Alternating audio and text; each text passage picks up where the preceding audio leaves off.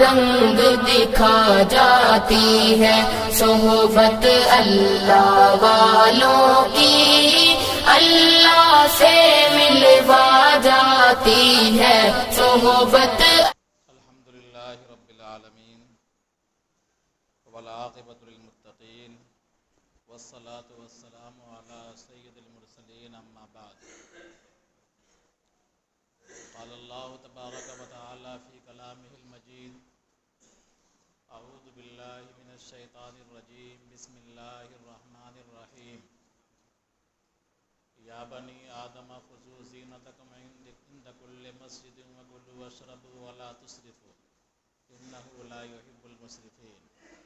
وقال تعالی فی موضع آخر، لا تبذر تبذیرا ان المبذرین کانوا اخوان الشیاطین وکان الشیطان لربہ کفورا۔ صدق اللہ العظیم۔ محترم بزرگوں، عزیز ساتھیوں،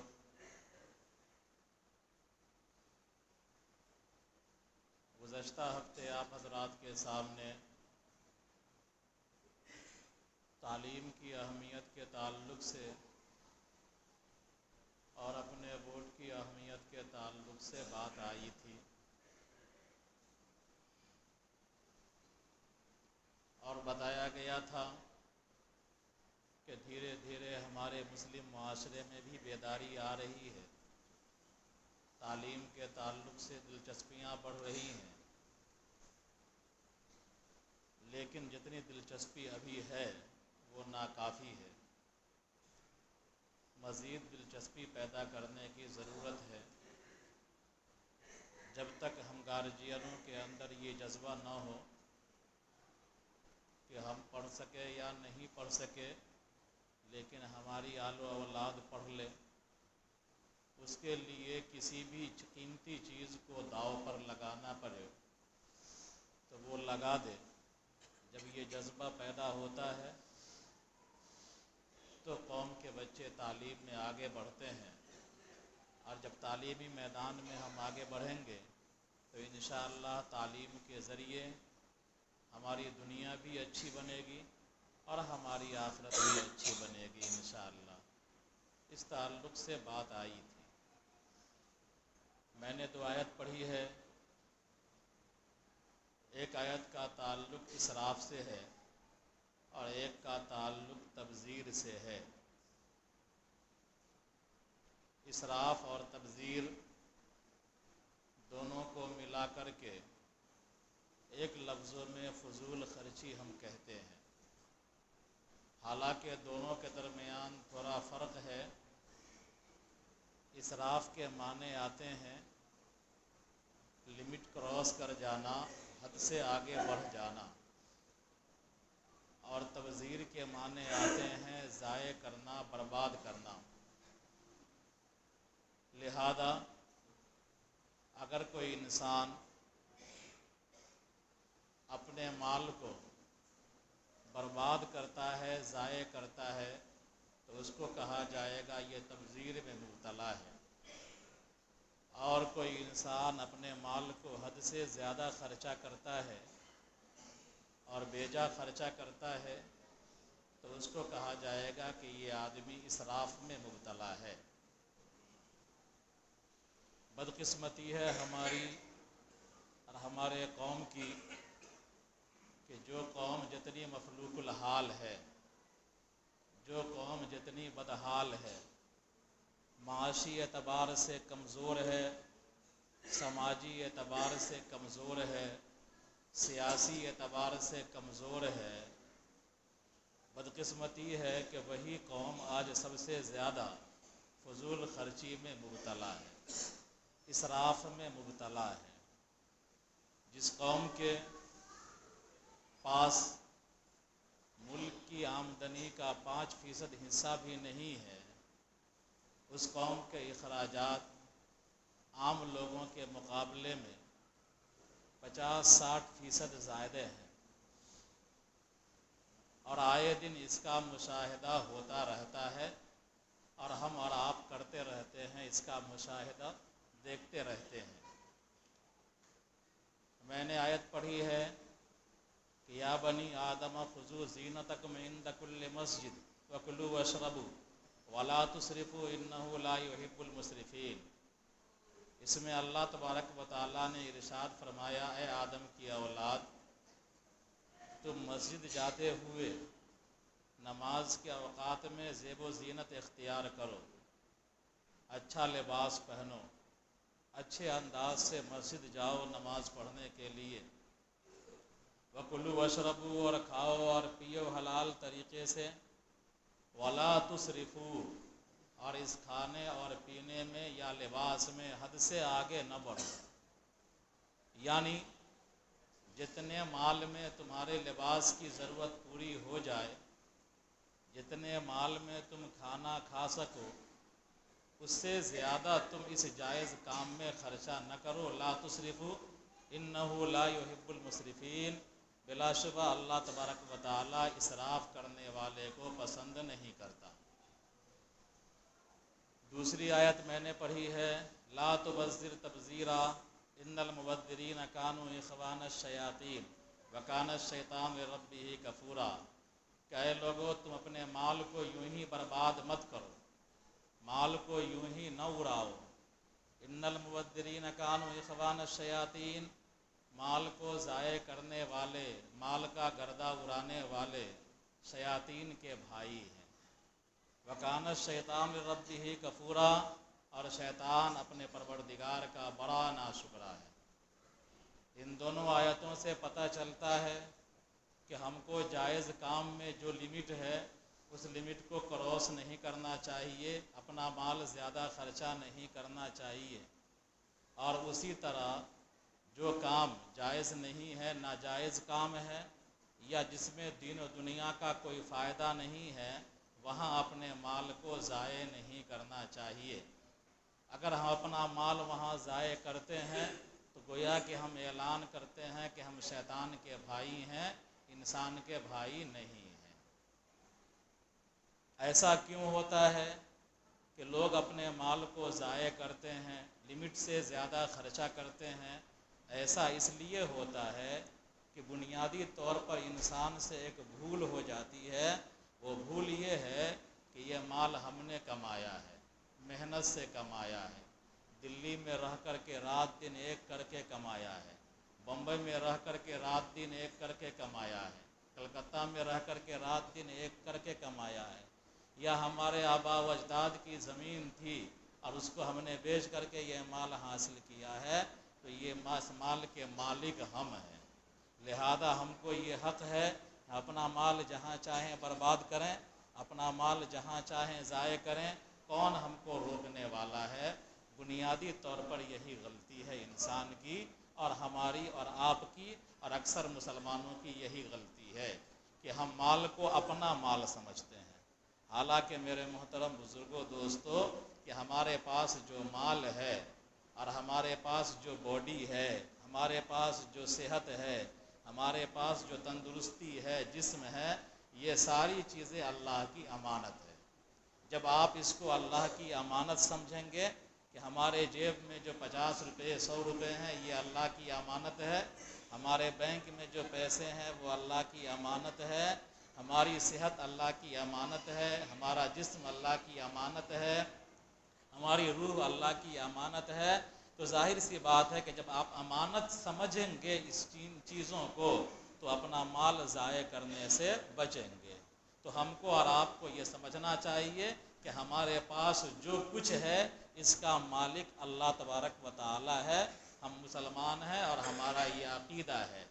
تو جب ہم نے اللہ کو مالک مان لیا، اللہ کو خالق مان لیا، اور یہ مان لیا کہ ہمارے پاس جو کچھ ہے، ہمارے تن پر جو کچھ ہے، ہمارے بدن پر جو کچھ ہے، ہمارے گھر میں جو کچھ ہے، ہمارے بینک میں جو کچھ ہے، وہ سب اللہ کا ہے، اللہ نے دیا ہے۔ جب ہم ان چیزوں کو مان لیں گے تو ہم شریعت کی طرف آئیں گے کہ شریعت جہاں کہے گی خرچہ کرنے کے لیے وہاں ہم خرچہ کریں گے، شریعت جہاں کہے گی رک جانے کے لیے وہاں ہم رک جائیں گے۔ بہرحال ہم کو سمجھنا چاہیے اور اس بنیادی بھول کا سدھار کرنا چاہیے کہ آپ کا مال نہیں ہے، بلکہ وہ مال اللہ تبارک و تعالیٰ کا ہے، اس نے بطور امانت کے آپ کو دیا ہے، آپ اس سے فائدہ اٹھائیے، بال بچوں کو فائدہ اٹھائیے، فائدہ پہنچائیے، غریب غربا کو فائدہ پہنچائیے، معاشرے اور سماج کو فائدہ پہنچائیے۔ یہ فائدہ اٹھانے کے لیے ہے، فائدہ پہنچانے کے لیے ہے، ضائع اور برباد کرنے کے لیے نہیں ہے۔ مختلف طرح کے پروگرامز ہم کرتے ہیں، شادی بیاہ کرتے ہیں اور فضول خرچیاں کرتے کرتے اتنے آگے بڑھ جاتے ہیں کہ شادی کی رقم کا بیشتر سرمایہ ہمارا فضول خرچیوں میں ختم ہو جاتا ہے۔ اگر جو فضول خرچیاں ہماری ہیں ان فضول خرچیوں کو ایک سال ہم اکٹھا کر لیں اور فضول خرچی نہ کریں تو وہ رقم اتنی بڑی ہو جائے گی کہ اس ایک سال کے فضول خرچی کی رقم سے جو آپ شادی بیاہ یا مختلف تقریبات میں خرچہ کرتے ہیں، فضول خرچی کی رقم سے ایک اچھا کالج قائم کر سکتے ہیں، ایک اچھا انسٹیٹیوشن قائم کر سکتے ہیں، ایک اچھا مدرسہ چلا سکتے ہیں، خود کفیل مدرسہ چلا سکتے ہیں اور سارا نظام آپ کر سکتے ہیں۔ معاشرے سے غریبی کو آپ دور کر سکتے ہیں۔ تو بنیادی غلطی کو سدھار کرنے کی ضرورت ہے کہ ہمارا مال نہیں ہے بلکہ ہمارا مال اللہ کا مال ہے۔ جب اللہ کا مال ہے تو اللہ سے پوچھ کر خرچہ کیجئے، جو اللہ والے ہیں ان سے پوچھ کر خرچہ کیجئے، جو اللہ کا علم رکھنے والے ہیں ان سے پوچھ کر کے خرچہ کیجئے کہ اس کام میں ہم خرچہ کر رہے ہیں یہ جائز ہے ہمارے لیے یا ناجائز ہے۔ اللہ تبارک و تعالی ہم سب کو عقل سلیم عطا فرمائے۔ جناب نبی کریم صلی اللہ علیہ وسلم نے ایک موقع پر 6 باتوں سے منع فرمایا۔ آپ صلی اللہ علیہ وسلم نے ایک موقع پر 6 باتوں سے منع فرمایا۔ پہلی بات یہ فرمائی کہ اے لوگو تم اپنے ماؤں کی نافرمانی سے بچو، یعنی ماں باپ جو تمہارے والدین ہیں ان کی نافرمانی مت کرو۔ یہ بھی بدقسمتی ہے کہ جتنی سخت وعیدیں جس گناہ کے بارے میں نازل ہوئی ہیں، قرآن و حدیث میں جتنی سخت وعیدیں جس گناہ کے بارے میں معلوم ہیں اور وارد ہوئی ہیں، ہماری قوم کی بدقسمتی ہے کہ اسی گناہ کو ہم حد سے زیادہ کرتے ہیں۔ بہت سارے افراد ایسے ہیں ہماری بستیوں کے اندر، ہمارے معاشرے اور سماج کے اندر ایسے افراد ہوتے ہیں جو زندگی بھر ماں کو ماں نہیں کہتے ہیں، باپ کو باپ نہیں کہتے ہیں، ماں سے بات نہیں کرتے ہیں اور ماں کا چہرہ بھی نہیں دیکھتے ہیں، حالانکہ ماں کا چہرہ دیکھنے سے حج کا ثواب مل جاتا ہے، مشہور ہے آپ لوگوں کی زبانی۔ اور ماں باپ کی خدمت تو پوجا، تصور بھی نہیں کرتے ہیں کہ ماں باپ کی کبھی خدمت کرنی ہے۔ تو جناب نبی کریم صلی اللہ علیہ وسلم نے منع فرمایا کہ ماں باپ کی نافرمانی سے بچو۔ اس کے بعد آپ صلی اللہ علیہ وسلم نے ارشاد فرمایا کہ لڑکیوں کو زندہ درگور کرنے سے بچو، کیونکہ آپ کے معاشرے میں، جس معاشرے میں آپ صلی اللہ علیہ وسلم تھے، اس معاشرے میں لڑکیوں کو زندہ دفن کر دیا جاتا تھا، 2 سال کی بچیوں کو گاڑ دیا جاتا تھا اور لوگ اس پر فخر کرتے تھے کہ ہم نے 5 بیٹیوں کو گاڑ دیا، ہم نے 5 لڑکیوں کو دفن کر دیا، ہم نے 10 لڑکیوں کو دفن کر دیا۔ ایک آدمی 100 لڑکیوں کا قاتل تھا، دفن کرنے والا تھا، اور وہ اپنے فعل پر ندامت نہیں کرتا تھا، افسوس نہیں کرتا تھا، بلکہ اپنے فعل کو فخریہ انداز میں اشعار میں پیش کرتا تھا کہ ہم نے یہ کام کیا۔ نبی کریم صلی اللہ علیہ وسلم نے منع فرما دیا کہ تم بچیوں کو زندہ درگور کرنے سے بچو۔ یہ 2 بات ہوئی۔ تیسری بات آپ صلی اللہ علیہ وسلم نے ارشاد فرمایا کہ اے لوگو تم بخیلی کرنے سے اور سوال کرنے سے بچو۔